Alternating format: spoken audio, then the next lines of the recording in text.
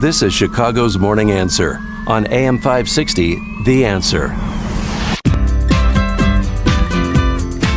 If you're looking for the latest news, insight into what it means, and the sharpest opinion, there's only one station in Chicago where you can turn, and it's this one. We're AM 560, The Answer. Top of the morning, Dan and Amy. We talked earlier in the show, U.S. Conference of Mayors under the stewardship of one mayor triple threat, Mayor Ted Wheeler in Portland, and other identitarian Marxists, I repeat myself, passed a resolution in support of critical race theory as part of K-12 curriculum. Last week, we had a second grade teacher from Manchester, Connecticut named Jen Tafudo post a video explaining why she was resigning her post as a second grade teacher. My name is Jennifer Tafudo, and after only 6 years as a teacher in Connecticut, I decided to resign from what I thought would be my forever career because I felt like more of a political activist than a teacher in my own classroom. I come from a family of educators. I was a Teach for America Corps member. I taught in Bridgeport and most recently in Manchester. And I've loved my students and their families and learning from the diverse communities where I've taught. But unfortunately, what's going on in classrooms across our country is pitting students against each other based on the color of their skin. And parents deserve to know that their children are going to school each day to learn, not to be brainwashed. Yet in reality, we have district leaders signing emails with quotes like, "An educator in a system of oppression is either a revolutionary or an oppressor." Well, I don't believe that America is a system of oppression. And like most educators, I wanted to become a teacher to share my love of learning, to teach language arts and math, and encourage kindness. But I didn't sign up to be a revolutionary. Yet we have cloak terms like equity being used to push critical race theory beliefs on students and teachers. During innocent read-alouds, students are being asked to identify characters based on their skin color, to talk about injustices they may face because of their skin color, and teachers are being given scripted questions like, "I wonder why many white people didn't want Black people to have an education." These conversations wouldn't happen naturally among 7 and 8-year-olds, and they're harmful. Why are we teaching our children that the color of their skin matters more than who they are as a person? Defenders of critical race theory will say that it's teaching our country's true history, and that's not the case. We don't have history at the elementary school level, and these conversations have been so highly politicized, racialized, and very controversial.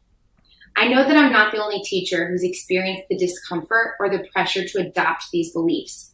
We've even been given mandatory books like White Fragility and Stamped by Ibram X. Kendi. Teachers, we owe it to our students to speak up because they are the future of our country. For more on critical race theory and criminal justice reform, pleased to be joined again by Robert Cherry. He's a retired econ professor from Brooklyn College, also a member of the 1776 Unites Forum. That's the organization founded by our friend Bob Woodson that's putting in the fight exactly as Jen Tafudo would like to see it put in against critical race theory and this indoctrination, racialization of children from the earliest grades through college. Robert, thanks for joining us again. Appreciate it. Well, thanks for having me on again, Dan. Your reaction to what you heard from that second grade teacher in Connecticut? Well, I think that obviously it's upsetting that education is being used in ways that are antithetical to learning. I see that with the whole issue of criminal justice reform, how it's being manipulated in ways that are dangerous, not so much for the general public, but for the Black community that is overwhelmingly victimized by the gun violence and homicides that have spiked up in the last couple of years.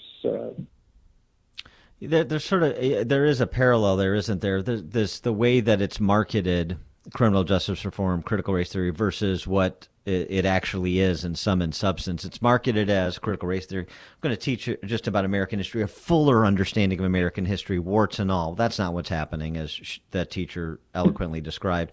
And same thing, criminal justice reform. Well, it's got reform in it. It must be good.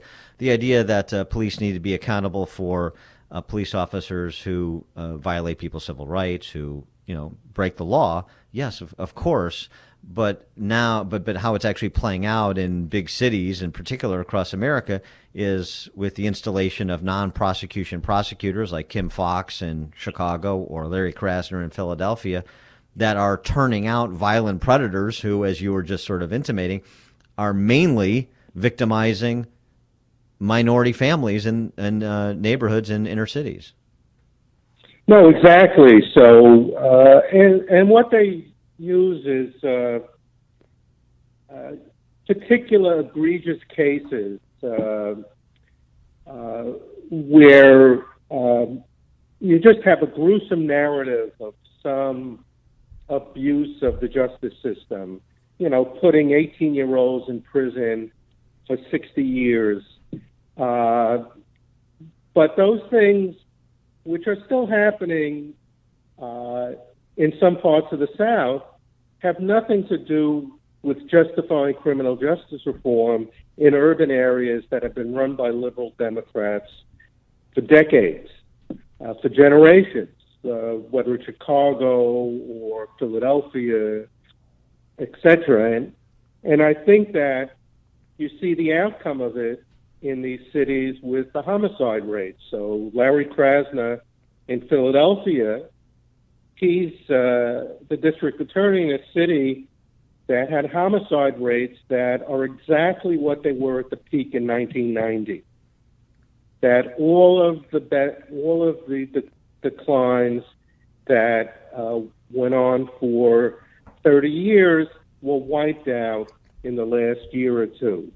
Carjackings, as the cases in Chicago, carjackings have gone up because youth are not, it's a misdemeanor for youth to be involved with carjacking. So, you want reforms, and in a book that I'm finishing up, I make the distinction between the bail reform in New York and the bail reform in New Jersey.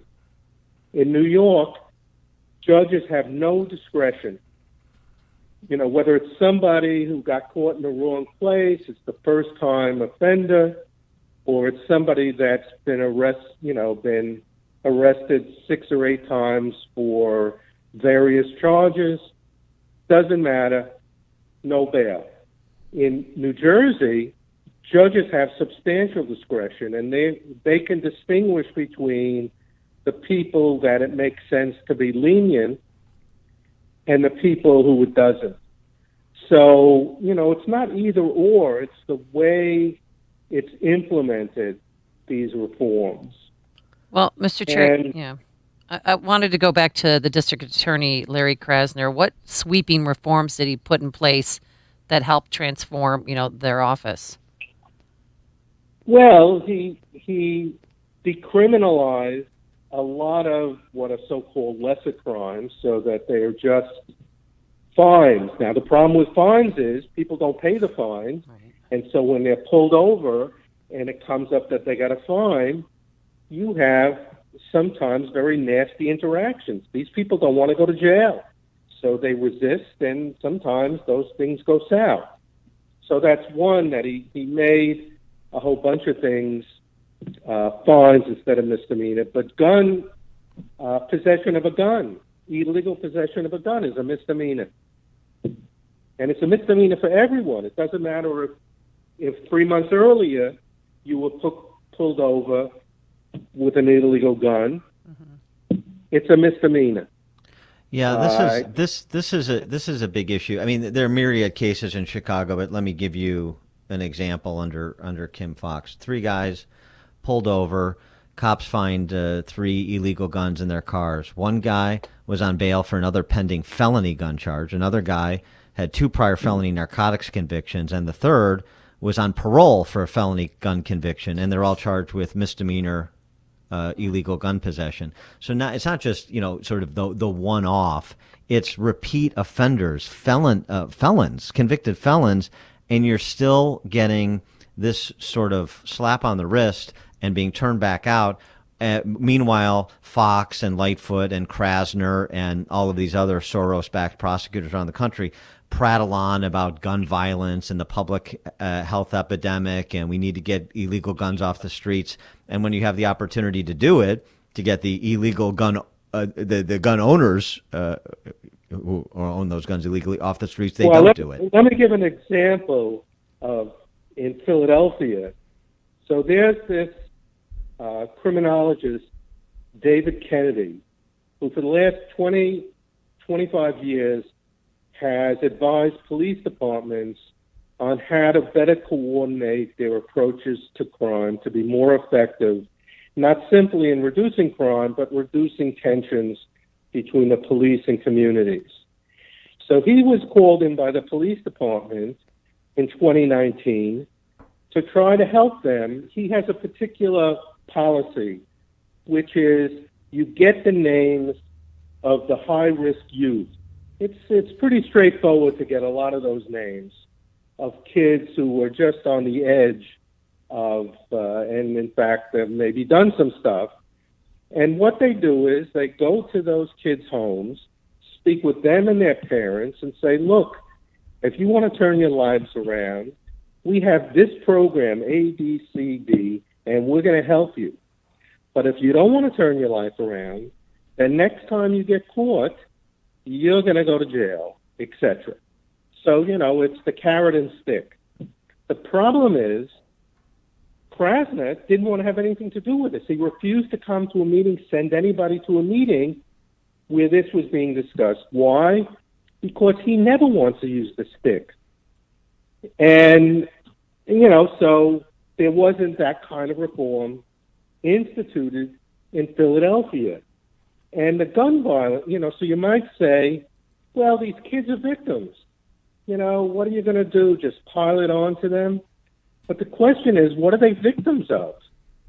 And another liberal sociologist, Patrick Sharkey, had a whole book where one of the main things in the book, he said, the reduction of the gun violence over the last 20 years, he wrote this book in 2018, has had incredibly positive effect on youth in those neighborhoods because gun violence has a profound adverse effect on young children's educational and psychological development. In other words, it's not simply the problem if you get shot in, some random where, hundreds of kids each year are killed like that. But it's if you just live in a neighborhood where you hear gunshots, it's been shown how detrimental it is to kids living in those neighborhoods. And, that's not what Krasner and his crowd want to hear. Mm-hmm. They don't want to, they want to have some abstract view of these kids as victims, but never stating who they're what are they victimized by. It's deplorable. He is Robert Cherry. He's a retired econ professor from Brooklyn College and also a member of the 1776 Unites Forum. Robert, thanks as always. Appreciate it. Well, thank you very much for having me on. Thank you, Robert. And he joined us on our turnkey.pro answer line. You've made the switch, and it feels so good. You've switched to Chicago's Morning Answer on AM 560. The Answer. Signature Bank is Chicago's fastest growing independently owned business bank. It's a bank where relationships still matter. Signature Bank knows your name and your story. I'm Dan Proft, and I know this because Signature Bank is my business bank. Hey all, this is Jim Carr, co-host of the #1 rated manufacturing podcast, Making Chips, and a customer of Signature Bank. If you're a crazy busy company owner like me, you know that success in business is all about relationships. While many banks call themselves a relationship bank, Signature knows how to do it right. They made the banking relationship easy and on my timeline. Their technology, coupled with the attention from my personal banker, made the transaction as effortless and seamless as possible. Much thanks to Signature Bank for supporting Car Machine and Tool when we needed it most. Bam. Signature Bank is looking for their next success story. To learn more about turning your business vision into reality, visit signaturebank.bank. Signature Bank, helping local businesses